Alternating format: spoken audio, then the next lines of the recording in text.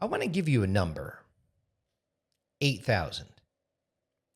That is how many people Meta, the company that owns Facebook, Instagram, and WhatsApp, just cut from its workforce as we're speaking today.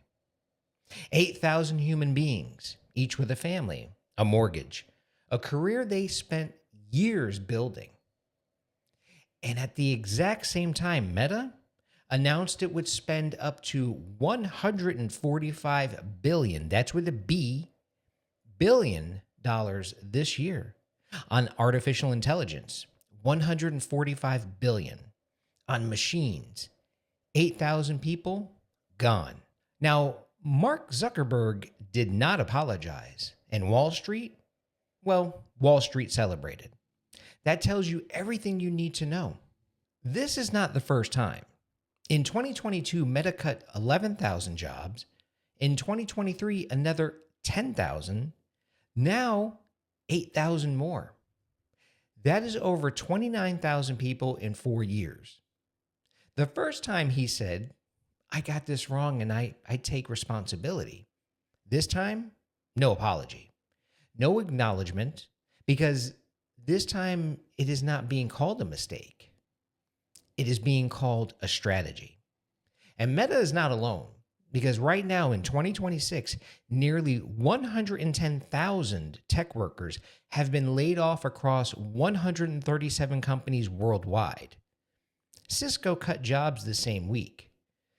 Their stock surged 13%. Their best single day since 2011. This is the pattern now. Announce layoffs, pour the savings into AI, the stock goes up, repeat.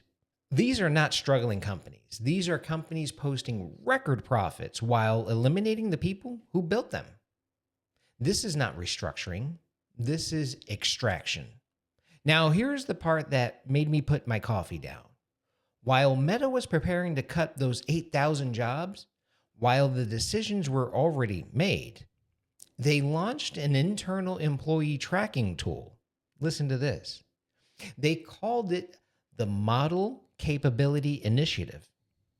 What does it do, you might ask? Well, it tracks employees' movements and keystroke on work computers. The stated purpose? To gather data on staff activities and to help train the AI that will execute coding and white-collar tasks. Now, let me translate that for you.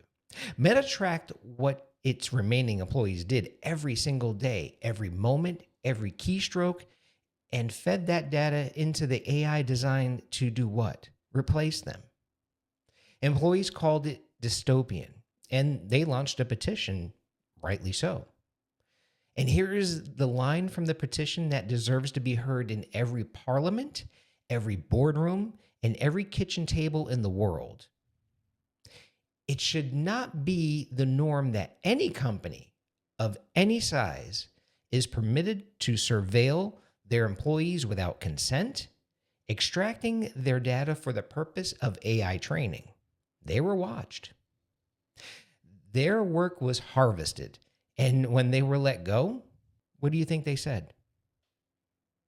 Now, if you designed a more complete expression of contempt for human labor, I'm not sure how you would do it.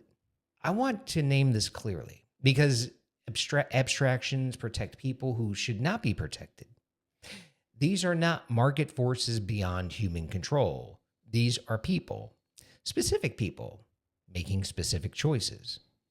An executive strategy officer said this recently, and I'm quoting this directly. I don't want to get it wrong. Now, the world understands that jobs are being replaced by machines.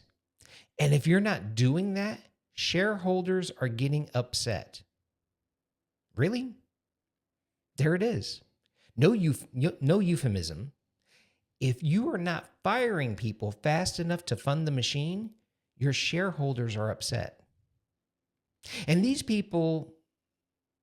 same people sit in front of congressional hearings and parliamentary committees and talk about innovation and progress in the future of humanity, while so far facing no meaningful consequence. Think about that. Now, I want to ask you something directly.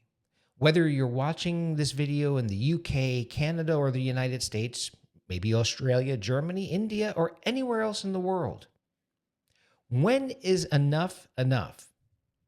At what point do you contact the person you elected? Now, mind you, you elected, and say, I see what is happening. I know who is benefiting, and I want to know what you're going to do about it. Because the politicians who could regulate this, who could require transparency around AI displacement, who could demand that companies disclose how many jobs are being cut in direct proportion to AI spending, those politicians are not acting. They're not being pushed, and not yet. The only people who have not spoken loudly enough are us. I'm not asking you to march. I'm not asking you to burn anything down. I'm asking you to make noise where noise can actually matter. Write one letter. Ask one question at a town hall meeting. Make one phone call to your MP, to your congressman, or your member of parliament, wherever you are in the world. Because the companies doing this are very well organized. They have lobbyists. They have lawyers. They have very good relationships with the people making the rules. And the only thing that balances that is an informed, vocal, and organized public. Now, Marcus Aurelius wrote, "What injures the hive injures the bee." He was talking about community, about the impossibility of separating your well-being from the well-being of the people around you. Now, mind you, 8,000 people lost their jobs this week, so a company could protect its AI budget and keep shareholders from getting upset.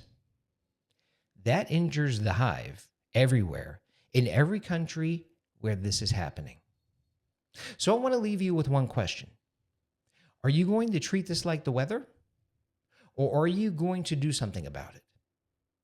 I know which answer I'm counting on from this community. This is Tech for Grownups and the Virtuous Machine. Tell me in the comments where you stand. If you have already contacted your elected representative about AI displacement, tell me that too. Stay sharp, stay loud, and I will talk to you in the next one. Have a great day.